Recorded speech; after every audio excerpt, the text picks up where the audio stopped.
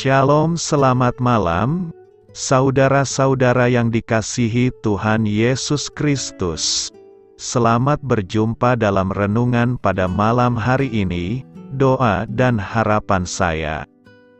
Saudara semua ada dalam keadaan yang baik, sehat, penuh sukacita, dan berlimpah berkat Tuhan. Sebelum kita mendengarkan renungan firman Tuhan, mari sama-sama kita berdoa.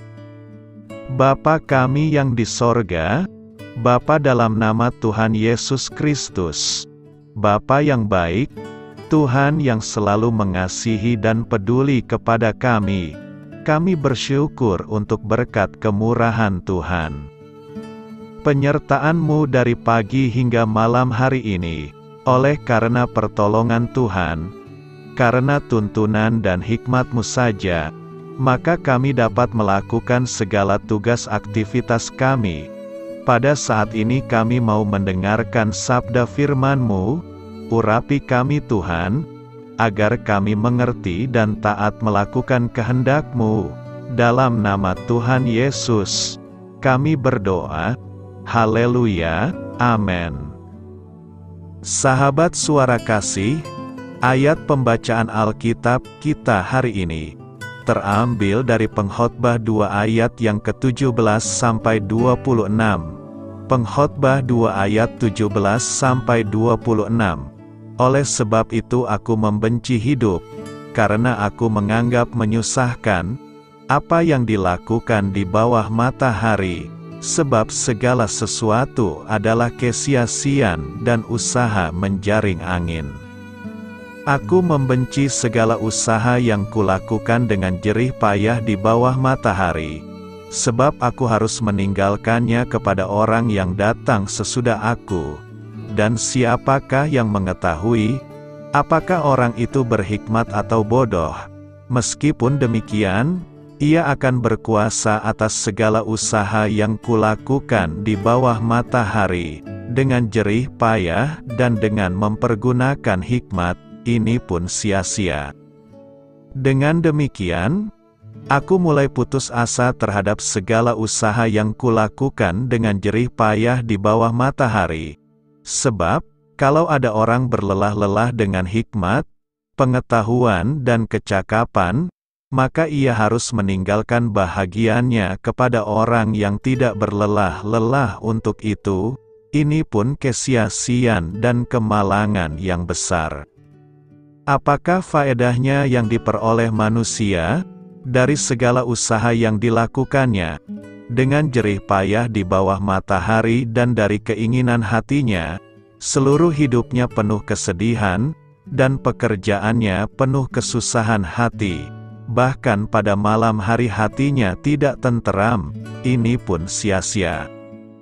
Tak ada yang lebih baik bagi manusia, daripada makan dan minum, dan bersenang-senang dalam jerih payahnya. Aku menyadari bahwa ini pun dari tangan Allah. Karena siapa dapat makan, dan merasakan kenikmatan di luar Dia, karena kepada orang yang dikenannya, Ia mengaruniakan hikmat, pengetahuan dan kesukaan. Tetapi orang berdosa ditugaskannya untuk menghimpun dan menimbun sesuatu, yang kemudian harus diberikannya kepada orang yang dikenan Allah. Ini pun kesia-siaan dan usaha menjaring angin. Sahabat suara kasih, ayat emas renungan kita hari ini adalah Pengkhotbah 2 ayat 26. Karena kepada orang yang dikenannya Ia mengaruniakan hikmat, pengetahuan dan kesukaan, tetapi orang berdosa ditugaskannya untuk menghimpun dan menimbun sesuatu, yang kemudian harus diberikannya kepada orang yang dikenan Allah. Ini pun kesia-siaan dan usaha menjaring angin. Judul renungan kita hari ini adalah Saat Hidup Semakin Susah dan Sukar, ditulis oleh Yeni Budi Hartono. Sahabat suara kasih, sebagai anak Tuhan kita berharga di mata-Nya. Kita telah ditebus oleh darah yang mahal, dan hidup di dalam kasih karunia Tuhan. Ada perbedaan antara kita dan mereka yang jauh dari Tuhan. Kitab Pengkhotbah jelas mengatakannya.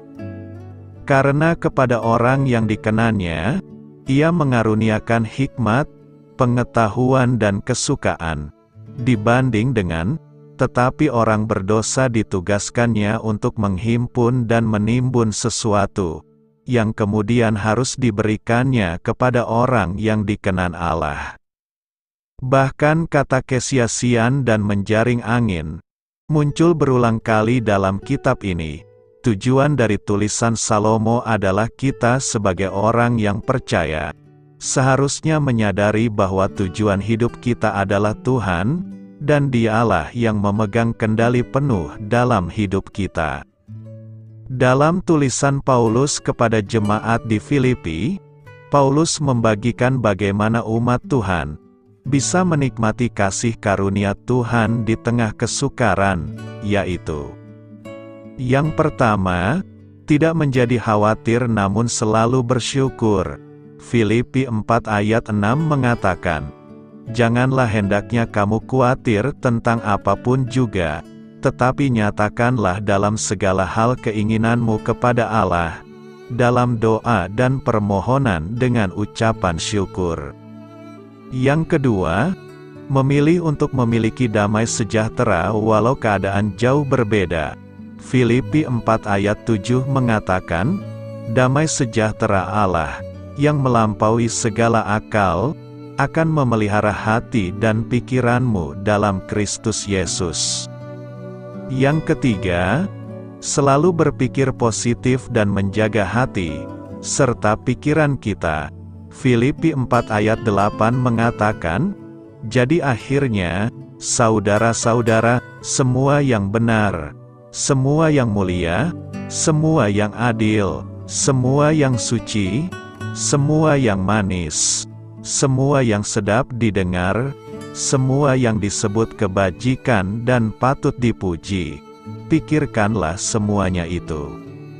Yang keempat, prioritaskan ketaatan kita pada Tuhan. Filipi 4 ayat 9 mengatakan, "Dan apa yang telah kamu pelajari dan apa yang telah kamu terima, dan apa yang telah kamu dengar dan apa yang telah kamu lihat padaku, lakukanlah itu, maka Allah sumber damai sejahtera akan menyertai kamu." Sahabat Suara Kasih, marilah kita renungkan, kita adalah anak-anak Tuhan yang hidup dalam kasih karunia Tuhan, walaupun mungkin saat ini, kita sedang ada dalam keadaan di mana segala hal menjadi semakin susah dan sukar. Namun percayalah, Tuhan adalah pemegang kendali hidup kita.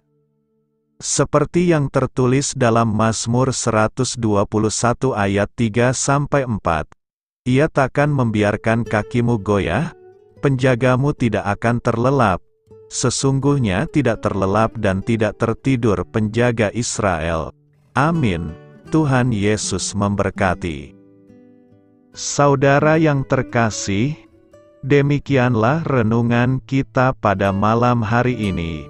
Semoga menjadi berkat dan kebaikan bagi kita semuanya.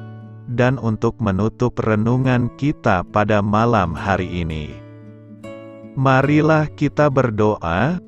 Bapa kami yang di sorga, Bapa di dalam nama Tuhan Yesus Kristus, kami bersyukur Bapa, karena Engkau memberikan begitu banyak berkat di dalam hidup kami. Ajarlah kami Bapa, untuk selalu mengucap syukur kepadamu setiap hari. Terima kasih juga Bapa, untuk pertolongan, penyertaan, dan juga atas berkat-Mu. Kami berbahagia dan bersyukur Bapa, atas kebaikan Tuhan di dalam hidup kami. Terima kasih untuk penyertaan-Mu Bapa, di sepanjang hari yang telah kami lewati. Hingga pada malam hari ini, kami boleh bersyukur lagi di hadapan-Mu Bapa, melalui doa dan renungan malam hari ini. Terima kasih untuk firman-Mu pada hari ini Tuhan. Kami mau belajar dan terus belajar tentang firman-Mu. Firman-Mu yang menguatkan dan meneguhkan iman percaya kami. Firman-Mu yang mengubahkan kehidupan kami. Kami mau melakukan firman-Mu Bapa, di sepanjang kehidupan kami, agar kami menjadi kuat, berjalan bersama dengan Engkau.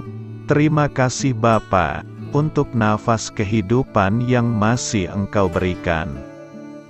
Kami mau pakai kehidupan kami, untuk hormat dan kemuliaan nama-Mu. Kiranya Engkau selalu memberkati hidup kami, keluarga kami, sanak saudara kami, daerah tempat tinggal kami, bangsa dan negara kami, pemerintah-pemerintah kami. Biarlah semuanya dalam perlindungan-Mu Bapa, dan jadilah sesuai kehendak-Mu yang terbaik, di dalam hidup kami. Bapa, hamba berdoa untuk saudara-saudara kami, yang sudah mendengarkan renungan pada malam hari ini. Biarlah yang saat ini sedang mengalami sakit penyakit, pergumulan masalah, kebutuhan ekonomi, kiranya Engkau jamah, sembuhkan dan pulihkan kehidupan mereka. Berkati perekonomian mereka, serta berikan jalan keluar, di setiap masalah kehidupan yang sedang mereka hadapi. Ajarlah kami juga Bapa, untuk selalu berharap dan percaya kepada Tuhan Yesus. Pada malam hari ini Bapa, kami akan beristirahat dalam tidur kami. Kiranya Engkau sertai dan lindungi kami di sepanjang malam ini, sehingga kami boleh bangun besok pagi, dengan tubuh yang sehat, kuat, serta diberkati Tuhan. Terima kasih Bapa, inilah yang menjadi doa dan permohonan kami. Dalam nama Tuhan Yesus, kami berdoa. Amin.